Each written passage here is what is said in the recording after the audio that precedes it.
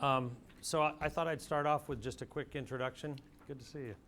A lot of familiar faces all around. So I'm actually I'm the director in charge of services development, and we have a couple things that get confusing around here.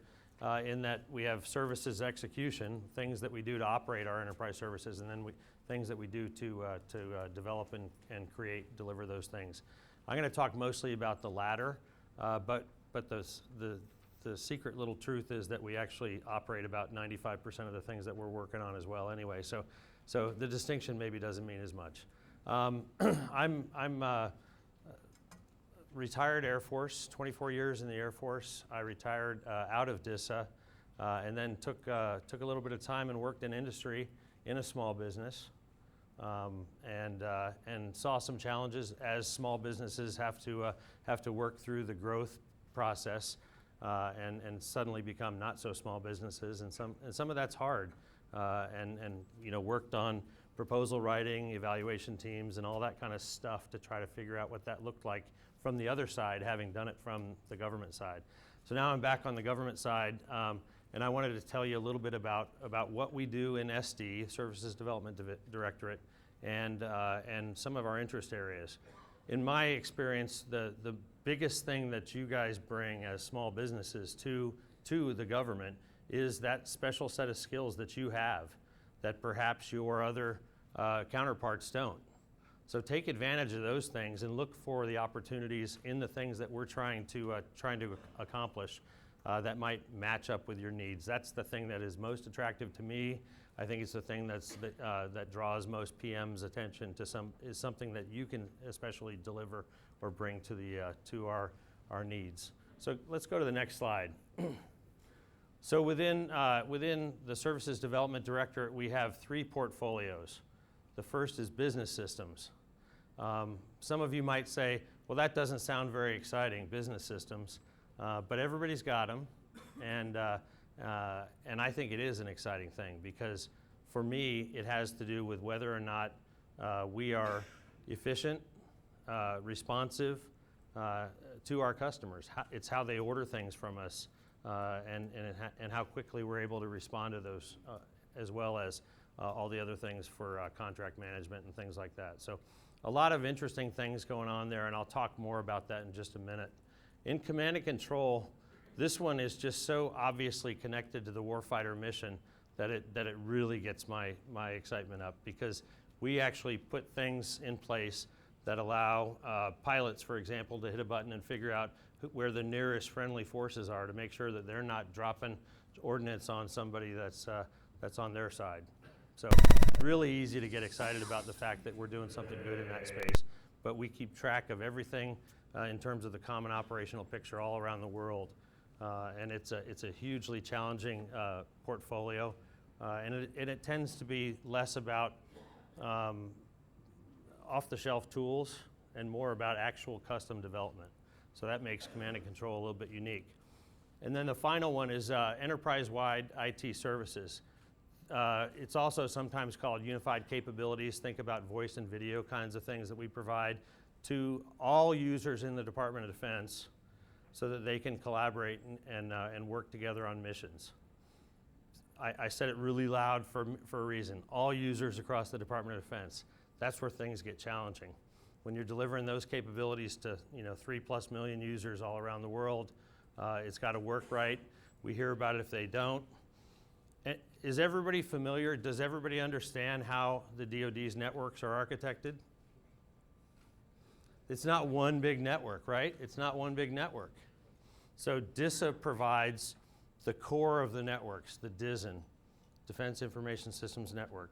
And then there are almost spokes, if you think about it, that are the other networks that are provided by the military services at the same classification levels. But because of that sort of hybrid approach to creating one larger network, it's hard to tell why something's not working when it has to work all the way across the entire Department of Defense. So the ability to track down problems and eliminate or avoid problems is really important for anything that has to work across the entire department. So next slide. So let's talk about business systems for a while. DISA spends in the neighborhood of $50 million a year on business systems. Sustaining them, in some cases adding functionality to those business systems so that we can do all the things associated with managing our budget, managing the contracts that we have. You guys might care about that stuff. So little things like connecting the systems that we use to Fed BizOps to make sure that the announcements go out when we're trying to release contracts or RFPs. And then we also have program management activities. So we used to use something called MIDS. We're kind of getting away from that one, but we're looking for opportunities for better ways to manage the actions of program managers. Are they making progress towards the end goals, the key milestones, that kind of a thing? And then ordering systems. So if you're a user of DISA systems and services, you order things through the defense or the storefront, DISA storefront. And it does a fantastic job of automating the way we did things in 1970. So we're doing something different about that now. And we're going to start, and that's a good example of a place where we're trying to insert software as a service. We know that there are order entry kind of applications that are out there. We're working to add that capability. And then, the challenge for us, and this might be a place where a lot of you have experience, we want to get pretty radical about evolving the business processes that we have in the agency, because we can take advantage of these great new tools, but if we automate the same old process, we got trouble. And so we're trying to not only replace the legacy systems, but also replace the processes that are underlying them, because we know that's a lot of our problem. We have, I don't know how old it is exactly, probably at least 20 years old, HR system called CMIS. And at one point, DISA developed, it's a hodgepodge of a lot of technology. I won't even go into what the technologies are, but they're old. Even things like a learning management system and all that kind of stuff is built into this tool, and it's grown up over years. About 10 years ago, we actually offered it to the entire Department of Defense as just free software. We would allow them to take with them and load it up and run it for themselves. Now we don't really want to use it because it's not very efficient. So a lot of opportunity to help us find good ways to change that as well. In the areas of installation and environment, we're managing the spaces that we have that DISA controls. So it's not just where people sit, but it's the background about what technology is where. It includes things in our computing centers as well. So we're working with the Mission Partner Engagement Office right now on a project that's bringing in a SaaS delivery of customer relationship management, so that we can be a little bit easier to work with in general, one sort of front door for the entire agency, and be able to track that kind of in a much more modern way. One area that I don't think that we've done a lot of really good stuff yet is business intelligence up there. There's pockets of it, depending on whether people had the resources to do it. We use business intelligence to look for insights. Mr. Martin's going to talk in a little bit about the cyber opportunities and things that we're doing in that space. That's a pretty obvious place for business intelligence, but we need it in finance, we need it in all these other things as well, and we probably shouldn't go after it 10 different ways. We really need to just look for some BI tools that we can all leverage as well. One of the observations that I have about business systems is that in some cases, typically, if something is designated as a business system, it falls under the authority of the Chief Management Office in the Pentagon. So over a certain threshold of spending, you have to have approval to go that route, to have your own business system. That's not something that's standard in the Department of Defense. So where there exist standard business systems, you're expected to kind of adopt those. We see that in some financial applications. Over the past several years, we moved to defense, DAI. It's provided by DLA. So it's a suite of tools, and we've leveraged some of those things for especially some financial, time and accounting and that kind of thing. Even access to certain systems is determined through DAI. So I think more and more what you're going to find is that unless you can make a case for why something is unique to your organization, you're going to have to leverage the things that are declared sort of that enterprise standard for a business system, which in my mind makes things sound a little bit more like an enterprise service, not just a business system. But we do have some things that make DISA unique. Telecom kind of ordering and things are a little bit different than what you do in standard contracting. So we have some authorization to work some of that contract kind of back-end systems in a different way than other folks do. But by and large, we're trying to be fair in our assessment about whether or not something that we do is unique and whether or not we can adopt something. So I'm a big fan of ABC, we used to call it, adopt, buy, create. So if you can't find something that already exists in the commercial or across the government, then you look to create something. But it's hard to say in business systems that there's something that's truly unique. And I find more and more that we're going that route. And I think if you look at the SaaS applications that are out there, software as a service applications that are out there, they all have a number of modules underneath them that operate in some of these areas. And that's where we're looking for your expertise to help us pick the right modules, to host them in the right places. We get to talking a lot about where we're going to host things, whether it's our own capacity services that we've historically used, MilCloud 1, MilCloud 2, Jedi, or some other cloud offering. We see that evolution to the cloud, and that fits perfectly aligned, I think, with the SaaS for business systems. Anybody have questions about business systems? Sir. Sorry, I threw him a curveball here with the. Good morning. So my question would be, in which area specifically or multiple areas do you really want to upgrade? I kind of see you want to do it on an overall arching point, but for example, is there glitches where perhaps within your systems you've identified users are not communicating effectively? Maybe there's a breakdown in flow, and maybe some kind of software as you're discussing could help kind of bring it in, because we're doing some really cool stuff at NASA. Excellent. In which of those areas? All of them? Or? All of them. Okay. Yeah. Well, so that's I think probably the most. So we're working on some things with Storefront right now. We're working on customer relationship management. I don't think we have an answer yet for what we're trying to do with BI, but one demonstration that we had a few months ago showed a really painful manual analysis of DISA's hiring, I guess the chain of events necessary to bring somebody into the agency. And I think the data ended up only probably being about 60 to 65% accurate for what we were looking for, and it took a few leaps of faith to understand what we were trying to draw out of it. But the insights, were what we're trying to figure out for whether we're our own problems in hiring, or if it's something at Defense Accounting and Finance folks that do some work for us as well. Where's the problem in that?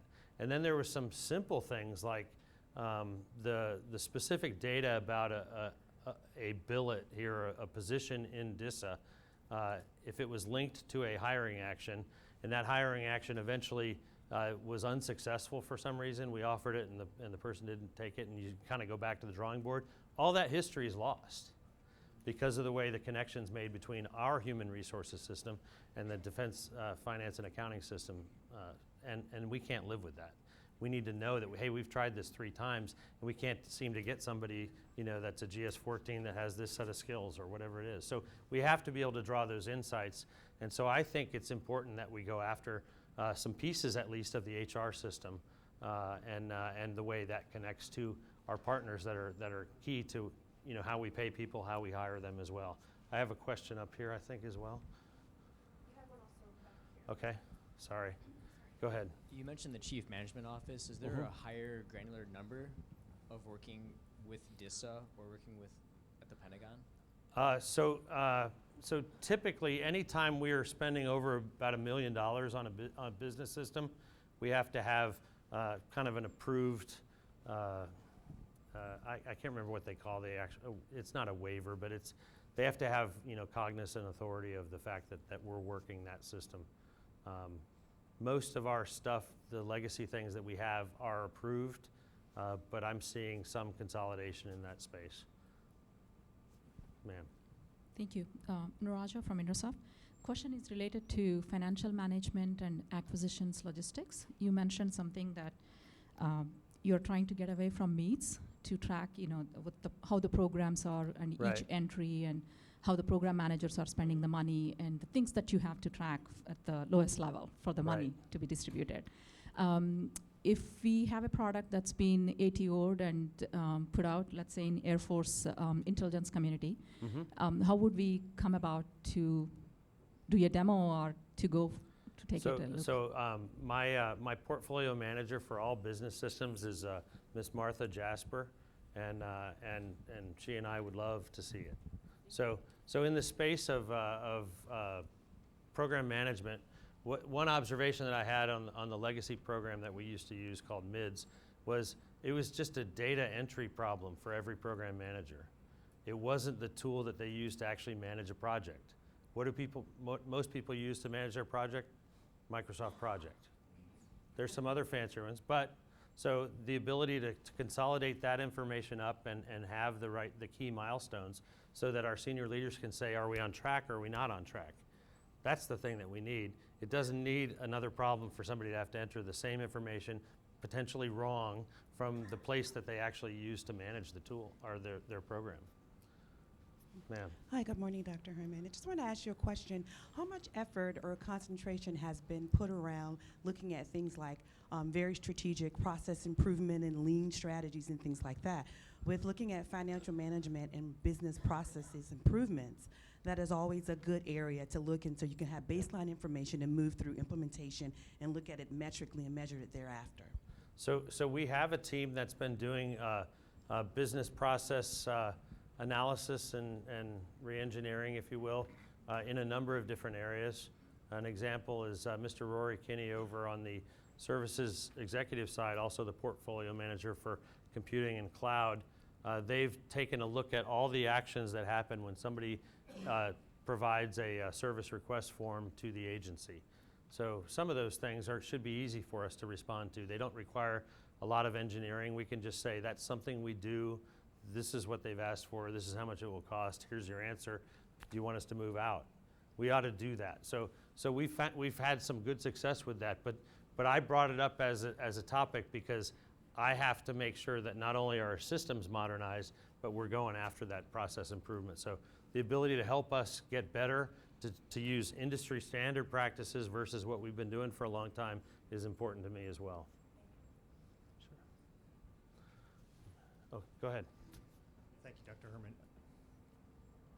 Would you and Ms. Jasper be the right points of contact to, or be interested in getting introductions to other agencies for the state type of sister agencies that have done business intelligence deployment enterprise-wide? Because I'm happy to hear you say that financial management, mission, HR, those are all related.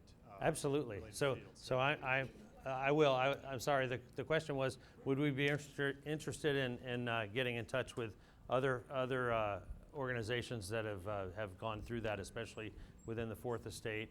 And I'll talk a little bit about the Fourth Estate as well. But yeah, it doesn't have to be invented here for us to adopt it. If it makes sense, let's take a look at it.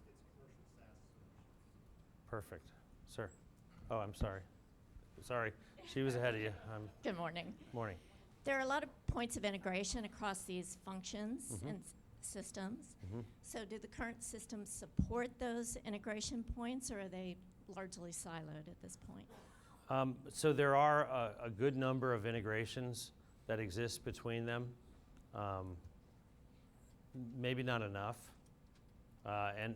and I would observe that because of their legacy nature, modifying and adapting to different integration, they're just not as modular and easy to work with, or abstracting kind of those interfaces away. So I think that's one of the things that we can do, because drawing some business intelligence from something is probably not necessarily done from just one of these sets of data. So behind all this, think about some sort of a data lake where we're actually consolidating or data warehouse, whatever you want to call it, consolidating the information so that we can start to draw those insights as well. Sir. Dr. Hermann, can you hear me? Yes. Okay. So first, thank you for your service. I'm also a retired Air Force combat vet. Excellent. Business intelligence, it really could solve a lot of the issues that you're talking about. The problem is the traditional data warehouse, data lake architecture, puts limitations on the information you can pull, the amount of information that's there. We'd be very interested in talking to you and your staff. We have a tool that we took all the problems that traditional data warehouses, whether it's Oracle or IBM or whoever it is, and we fix those. So, we'd love to, get a chance to talk to you and demo that for you. Super. So what I just heard in all those questions is the thing that makes you guys unique. The key capability that you bring to the government to help us solve some problems that we have. And so that's why I'll try to be as open and specific about the problems that we have, and you can sort of find the niche that may or may not be be related to what you guys do. So I appreciate that discussion. Let's go to the next slide. See, I don't need a whole lot of slides to have a lot of discussion. So, and I like pictures, but we're in the midst of a pretty major transition in enterprise services unified capabilities. So the top row there are the things that we offer and deliver today. We have voice services, global video services, think VTC all around the world. Some people think of that as a collaboration tool. Most often that gets categorized as a command and control capability, because commanders want to see their subordinate commanders' eyes and make sure they understand the intent. They can see pictures of what's going on around the world as well. We have a similar capability that's called DCS, Defense Collaboration Services, that is actually government development on top of an open source product that we use, and it's all around the world, free to everybody in the Department of Defense. Defense Enterprise Email is our largest single enterprise service that we offer today, in the neighborhood of 1.8 million users. And then we have a SharePoint offering called Defense Enterprise Portal Services. And then we do some things for enterprise licensing, mostly for desktop productivity software and things like that, but also some other. In the future, though, all that's going to change. Everything in the yellow below it is going to be this DIOS service that we offer, Defense Enterprise Office Solutions. And it will replace DEE, it will replace DEPS, it will replace DCS. And there's a group out of the Pentagon called the Enterprise Collaboration and Productivity Services, or ECAPS. We just love our acronyms. So ECAPS is actually the governing body in the Department of Defense that's determining how we as a department are going to consume voice and video services. So this group is going to tell us what assured services, voice and video is going to look like in the future. But capability set one that group identified is what that DIOS effort is. So it's going to be a huge contract because of the numbers in the Department of Defense, and it's going to be everybody across the Department of Defense. It looks. I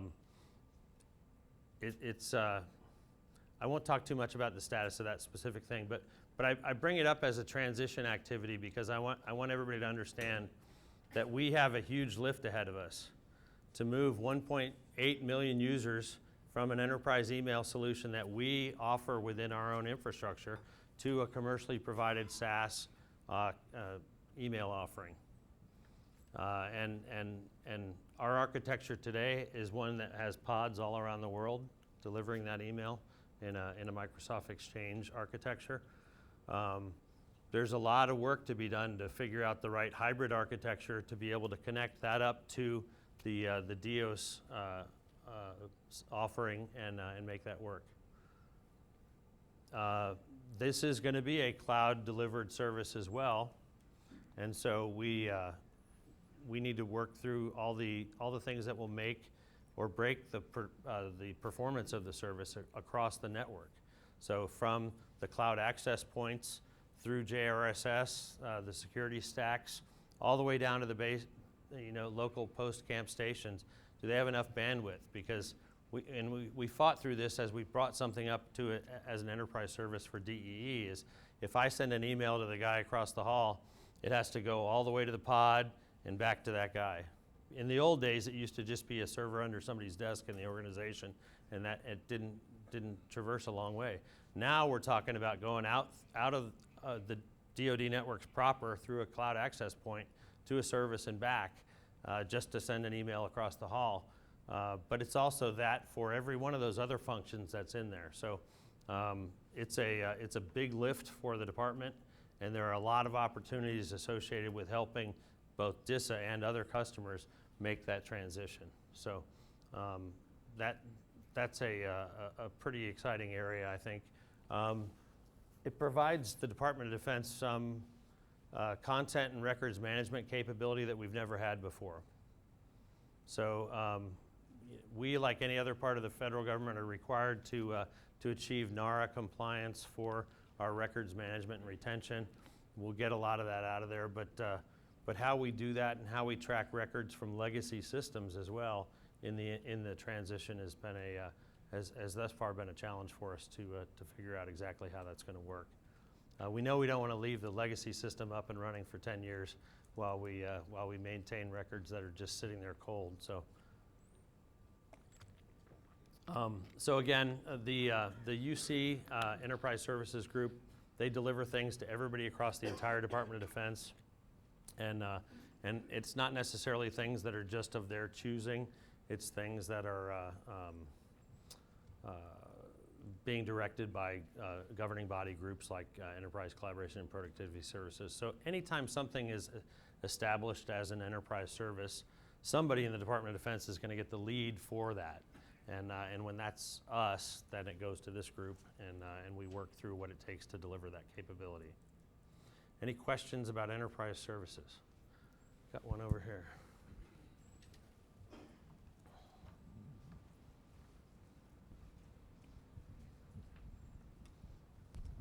Two questions, actually. The use of Craig Chapman with Sysnet, the breakout of cloud storage in those other applications, because storage is typically a ubiquitous capability that's normally under infrastructure, but now you move to the cloud. Was there a reason why it's under those back office applications? And the second question is, are all of those different capabilities connected by an overall management platform or technology platform? So when I say cloud storage on that, I'm really talking about the storage associated with email, calendaring, productivity, but also local file storage for individual users that you would have typically in one of the large SaaS offerings for that. So yes, it is connected. It is expected to be essentially a single service for everybody in the department. And so the reason I connect that up is if you look right above it, there are enterprise license agreements. Right now, we buy office productivity software through enterprise license agreements. We know that we're going to be buying that as a subscription going forward with things like DIO. So it changes the way we operate. It has the potential to change something that we not too long ago started up called Mill Drive, which is a local or not local. It's individual storage, so that we don't have folks storing things on their laptops, and when they lose them, we don't care as much. And so DIOS is going to be potentially game-changing in that respect for the department. Is we can stop caring about what users are using for their desktop machines. In some ways, they can use a phone docked on a cradle potentially because all the storage is somewhere else. But most importantly is we don't have to care if they lose things. Sir? Yes, thank you. Does that also include responsibility for network, CDM, continuous diagnostics and monitoring, and operational assurance? So that is going to be a turnkey subscription service that'll be hosted and provided as a service for the entire department. It's not going to be a patchwork of things. There's a single responsibility, but and I'll talk a little bit about it as well. We have to provide feeds to a cybersecurity service provider so that we know how things are working. We have to have ticketing and all the things that are associated with making sure we understand when there's a problem with a commercial offering like that. Is it a problem on our own network side? Is it something that we have to work together on? So those responsibilities would be included in the Yes. rollout of Yes. DIOS? All right, Those thank you. those responsibilities are part of the DIOS contract. Ma'am. Good morning, sir. Marie Grimmer, Grimmer Technology and Operations. We've been working with your engineers at IDSS on the Defense Enterprise Provisioning Online depot since 2013, since Right. we started using it. And we're still supporting that. Kind of wondering what the vision is for depot as we transition to DIOS. And most importantly, what's the concept for provisioning and probably more important, deprovisioning users, as well as who gets VIP services and extra cloud storage, those kinds of questions. So- If you so, could just share a little bit, please. I think the answer I got from our DE program manager was they hadn't really thought about large-scale deprovisioning of services. So it's an area where we have to spend some time. So some of it will have to do with the solution for where folks are going, but I can tell you that there's a lot of challenges associated with what the future offering looks like. There are decisions being made at the department level about what email domains we'll use as an example, what tenancies we would have on the new DIOS offering. There are sensitivities to that. The mail.mil solution was not acceptable years ago to the Marine Corps because they wanted to have USMC in their email address. And so we think some of that stuff's going to get changed, but then if we're doing multiple tenants and you can't necessarily have the same email domain spanning across other tenants, some of the users of DE will have a different email address with DIOS at least. So we're having conversations with the services, the major groups of users. One thing that I'm not specifically talking about today, but DISA has, and you've probably read a little bit about it, we've taken over a lot of responsibilities associated with network consolidation, network optimization for the Fourth Estate. So working as part of the IT reform, trying to run that essentially as one network as well is a new set of tasks for us. So on a capability like DIOS, I always say that our relationship to the DIOS program is complicated. We're the program office. We're working the contract through GSA. Other organizations are going to establish task orders to stand up their tenants through GSA. We will make sure that the architecture is right to have interoperability and so on. But then we're a consumer of the service as well, DISA proper, and then we're a broker of that service for the other organizations within the Fourth Estate. So a lot of different ways that we interact with DIOS, and most importantly, we're going to be the first to stand up and test it in the summer, in this coming summer. So we always say, eat your own caviar, eat your own dog food, whatever you like. Other questions about enterprise services? I got a little bit more here, so let's go to command and control. So again, I said before that this is an area that's typically custom development. It's got a fairly long history. These capabilities have all been in place greater than 20 years or so. GCCSJ, Global Command and Control Systems Joint, is the system of record for the common operational picture all around the world. We have 54 critical sites that operate that around the world, and there's probably hundreds of others that run it but aren't considered critical sites. Folks that want to see what's going on around the world for situational awareness. It's got an exciting group of stakeholders in the joint staff, in the combatant commands, that are not bashful about telling us what we're doing well, what we're doing poorly. And our effort in that space is to try to pull away from that strategic enclave architecture that we have today, which is they run a sort of a local client-server enclave where they actually they have clients on the desktops that actually poll for the information on local servers. One, we want to get away from the client.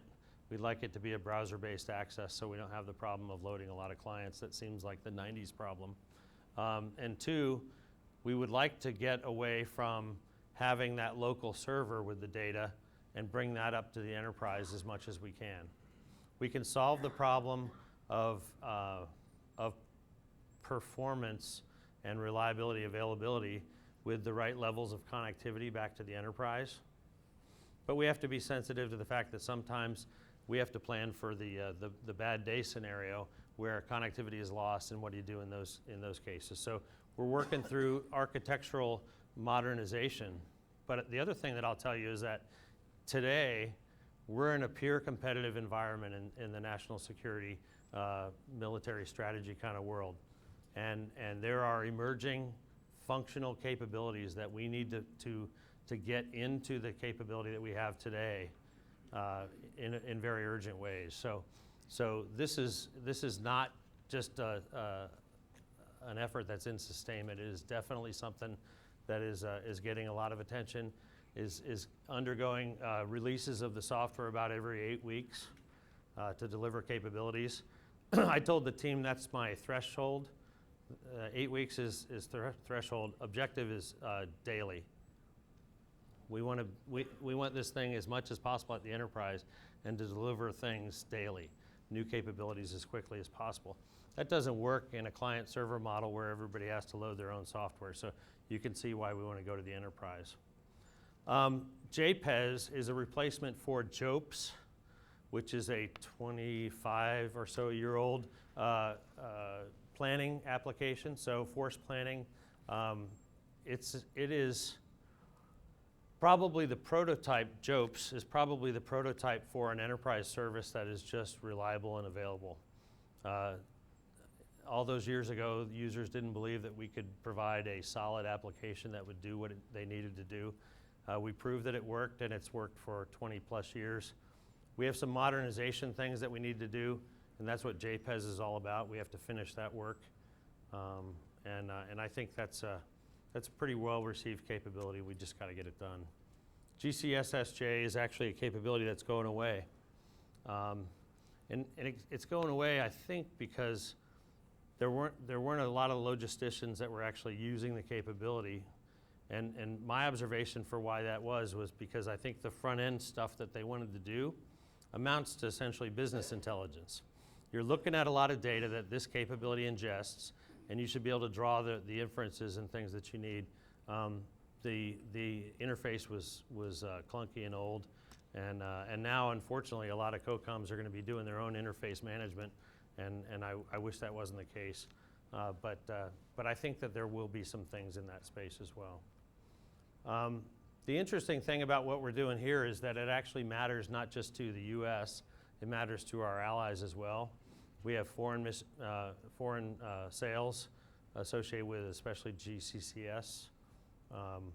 I was in Korea in December, and the combatant command, General Abrams, spoke pretty eloquently about what they need in terms of being able to see a common operational picture between the both U.S. forces as well as the Republic of Korea forces.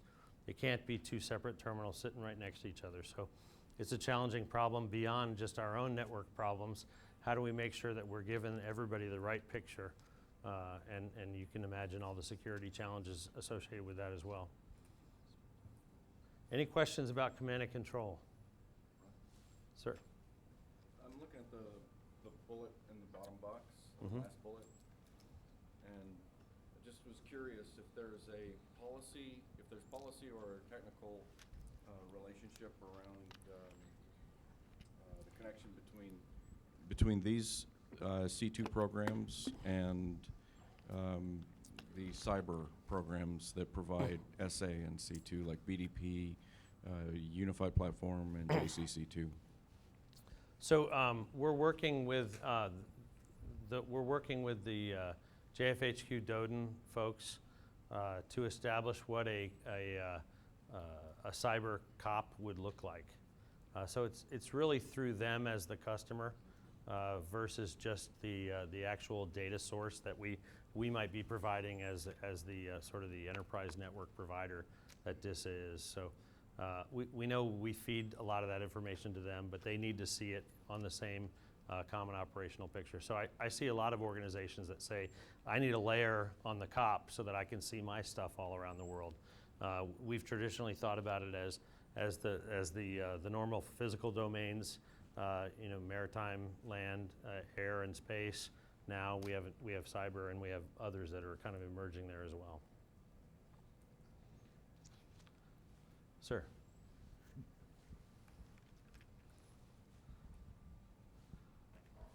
Good morning. What's your role or your thoughts in incorporating DevSecOps into this type of portfolio? Fabulous question. Let's go to the next slide. It's almost like you knew what I had.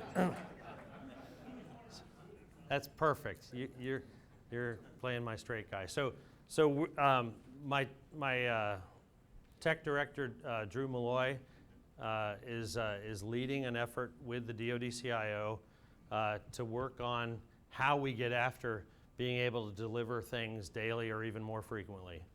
DevSecOps is the answer, and Sec has to be in the middle of it.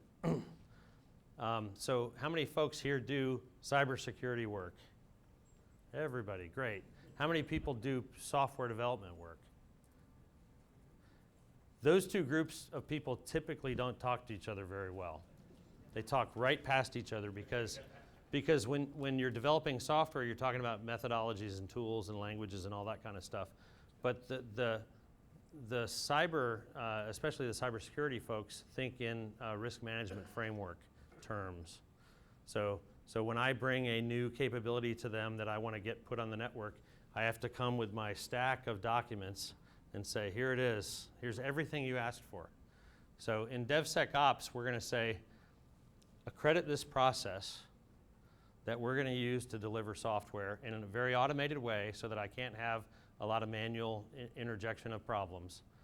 But my offering to them is, if you hit this button here, you will see the state of cybersecurity at any time. Not just when I hand you the stack of documents, at any time when the service is operational. That provides some benefit to our folks that are monitoring the cybersecurity of applications and containers and things. So we need to automate the STIGs.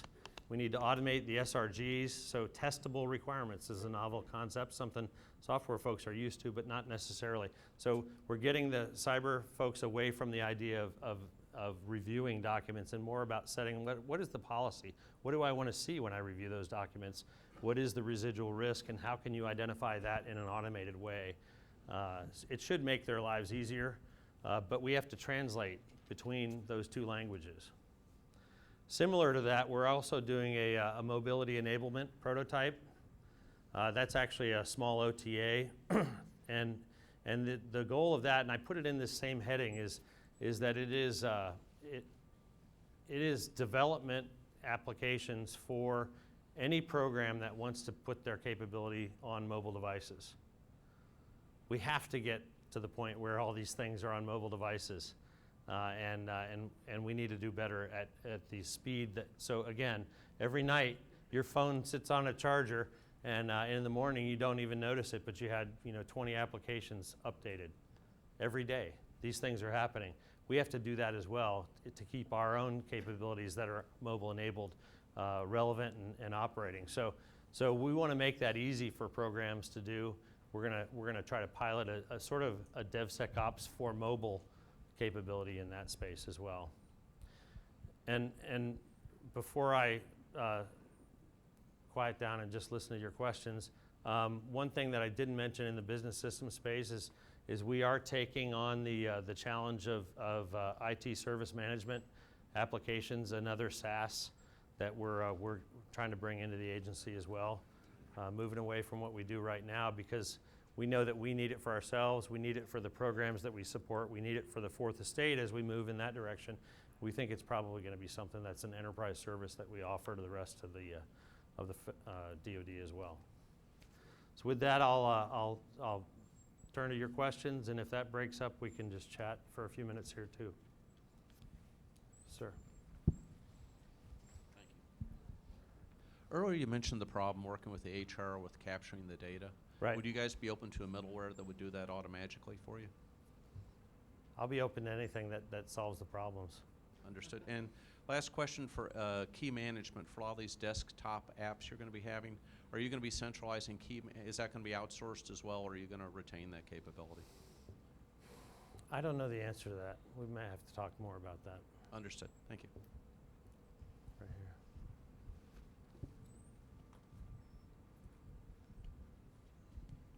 here. First of all, Brett Hayden from Clear Avenue. Thank you for spending time with small business. I believe we all appreciate that very much. Certainly. Secondly, will we be able to get a copy of these slides? Absolutely. All right, thank you, sir. Absolutely. Sir. Hi, good morning. Cameron Kahn, InterImage. Yes. You mentioned you were going to modernize JPEZ and JOPES, JPEZ, and you also talked about GCCSJ. I thought there was a modernization effort going on with that. Is that still in play? So, so we still have to get to where we're going on the modernization. We were working an OTA to develop some of the initial underlying foundation that's necessary for that, and we're working through the strategy on how we get after it.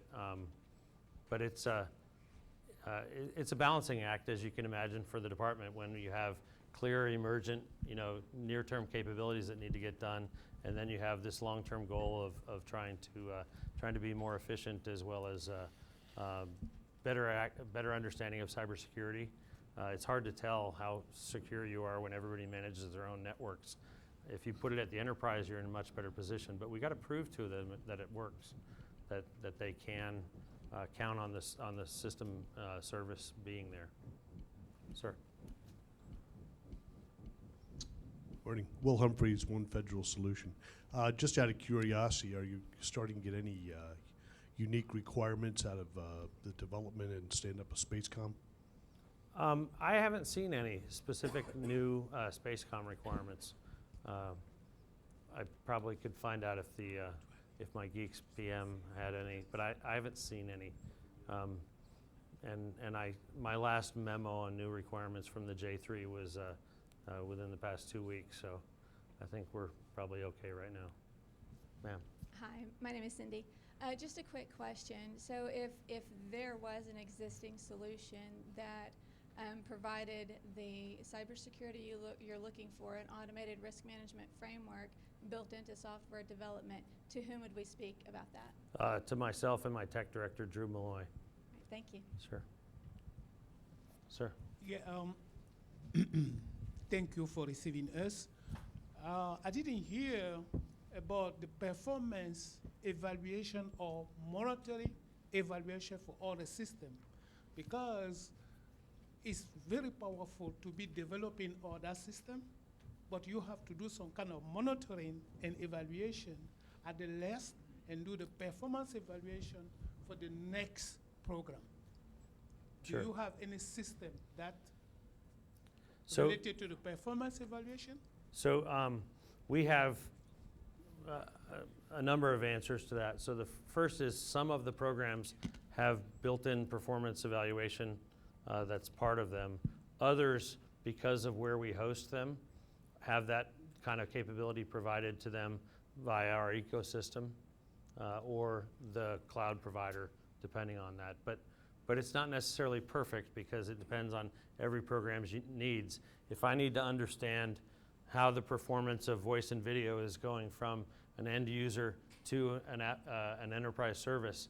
That's not an application that just sits in a computing center.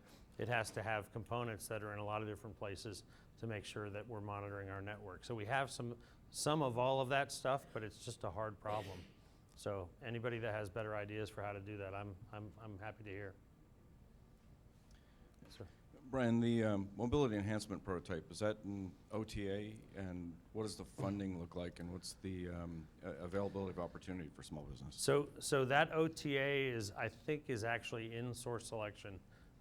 It is just a sort of a proof of concept. So it's a couple years of RDT&E dollars, but the tail of that will be how determined by the results that we get out of it. If it's a useful capability that allows programs to not have to do it themselves, then we'll make that available to programs as much as possible. Where is the OTA announced? It's here at DISA through our own OTA authority.